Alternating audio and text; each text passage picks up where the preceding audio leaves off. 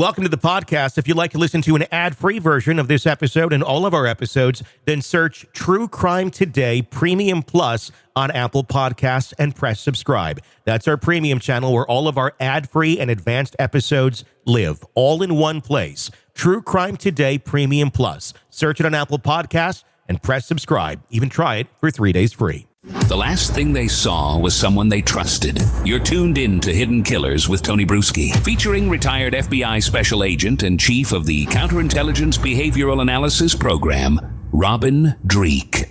Accusations keep pouring in against Sean Diddy Combs, and now more names being released. And there are a lot of the names that people had been speculating about for many, many months now. Some even years, depending how deep of a dive people have gone into. Jay-Z now named in a civil suit. It's just an accusation. It's not in anything criminal as of right now. But he also issued a blistering rejection of the accusations against him, very much stating he had absolutely nothing to do with any of this, even encouraging Tony Busby, the attorney, to go and try and make this a criminal case if this is in fact true. It's a nice sentiment, but there's a statute of limitations on things like this, so that is why it's civil right now. Joining me to discuss, Robin Dreeke, retired FBI Special Agent, Chief of the Counterintelligence Behavioral Analysis Program. It's another big name. I mean, these aren't just rappers. These are business moguls. They started out as rappers, but they have turned into media empire people that are connected to so many things in so many different ways. So if somebody goes down here, we're talking a lot of people and companies and other things as well that go down. What was your reaction when we heard the news then of Jay-Z? Multiples, as we're seeing through all these accusations and charges and everything. It's exhausting, isn't it? It is. So that's the first thing you see is exhausting. Then I was examining, so what's the impact of that exhausting feeling?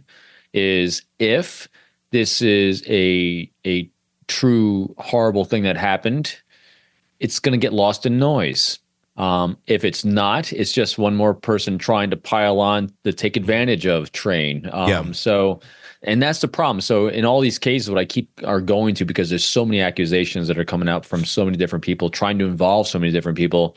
At this point, I got my investigator hat on, as we've talked about before. The resources and manpower involved in doing this, these cases now, multiple cases, is so intense that my first impression was, show me the evidence. Yeah, I mean, very much so. I mean, this is, you're talking about, destroying a person's life, very much so. And that's why I'm very cautious on this one. They are completely allegations. But yeah, I mean, if it's not true, it's insane to go after someone and tear everything down that he worked so hard for. I mean, talk about a story of coming from nothing and creating a ton of amazing things. I mean, Diddy did too, but if you're a horrible person behind the scenes, all that can easily come crashing down if you are found out. What's going to be telling, I think, is going to be if there's more in the line of Jay-Z. Right now, we just have the one. If there's a windfall of new accusations, I think you may have some smoke going on here. Right now, though, how do you prove something like this? About a 25-year-old party. We have some stills from it, and people can say they were at this party 25 years ago. I have a hard time remembering details of any party I went to 25 years ago. How can this be legitimized if in fact there is information to legitimize it? In my mind, the only thing they can do to legitimize it is photos and videos of the not just being there, of indecent acts. Yeah, that's really all you can do, because what happens, again, we've talked about this multiple times in multiple cases on this, is especially with this kind of period of time, you're going to have a lot of false memories that are potentially planted in there, especially if you have. So let's take it from a victim mindset. Yeah. That's the most important thing in all these things, is to honor the victim and give deference to the victim, because they went through something somewhere. And so and we've seen this on other cases too, whether it was actually Jay-Z and Diddy that did these things, or someone or something in that period of time that did something to this, to the individual, that we have to give deference to that. So you want to help drill down on, all right, so we're going to need specifics, because what happens is when you go through a trauma, and especially so long ago, and then you hear recent information, your brain's going to start saying, well, maybe it was him.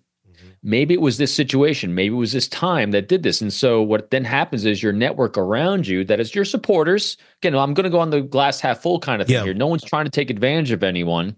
But then your supporters around you saying, well, did you see what's going on over here with Diddy? Was it this guy? And so then your brain says, was it that guy? Maybe it was that guy. And so now we have false memories got implanted on a potentially true traumatic event that may have happened somewhere else. That's why it gets so convoluted and diffused over time.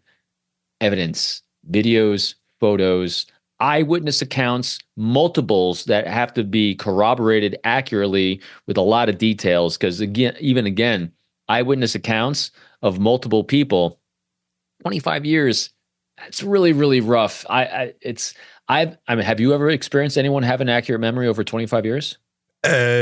No, but I would think if an event like this had occurred, you'd probably have a pretty good memory of the incident. Yes. Yeah. Great point. Yes. And all those people witnessing it would too, because at that time, that person would then be broadcasting out, at least to close friends, close associates, people they felt safe with, maybe disclosing that to. So again, there's things in there, if it's true, could be done to hopefully bring it more. And like you said, though, what's going to be telling is, will there be more? Will it be more fitting the same pattern? Because that's what we're seeing with Diddy is we have a pattern of behavior. We have a pattern and also pattern denials, because Jay-Z's denial spiked out of the deviation baseline of the way Diddy's been denying. So that kind of gives you pause as well. So that's an unusual way. Let's explore why he responded and why his team responded that way. So there's a lot more here.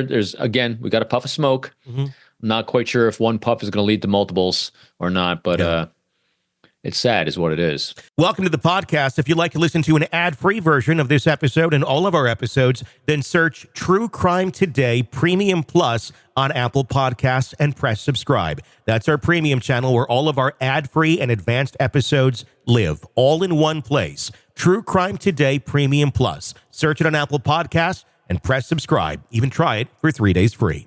Let's be honest. Nothing kills the thrill of a good murder mystery like a commercial for laundry detergent. It's like someone slapping a closed sign on your favorite dive bar. But you're not here for that, are you? You're here for the good stuff. So ditch the ads and upgrade to True Crime Today Premium Plus on Apple Podcasts. With True Crime Today Premium Plus, you get your crime straight. No chaser. Commercial free with extended interviews and early access. It's like getting the bartender's special when the bar's already closed. Search for True Crime Today Premium Plus on Apple Podcasts. Subscribe and drink it all in.